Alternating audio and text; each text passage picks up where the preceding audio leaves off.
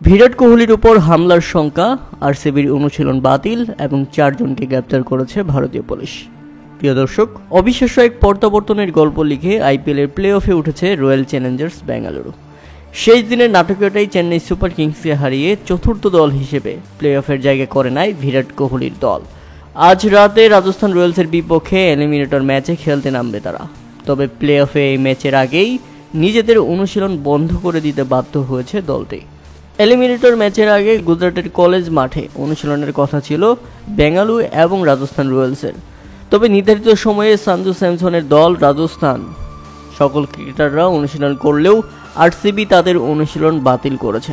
কারণ হিসেবে তারা জানিয়েছে দলের সবচেয়ে বড় তারকা বিরাট কোহলির উপর হামলার মেসেজ পেয়েছেন তারা, আর তাই তো অনুশীলন বাতিল করার সিদ্ধান্ত নিয়েছে ফ্র্যাঞ্চাইজিটি।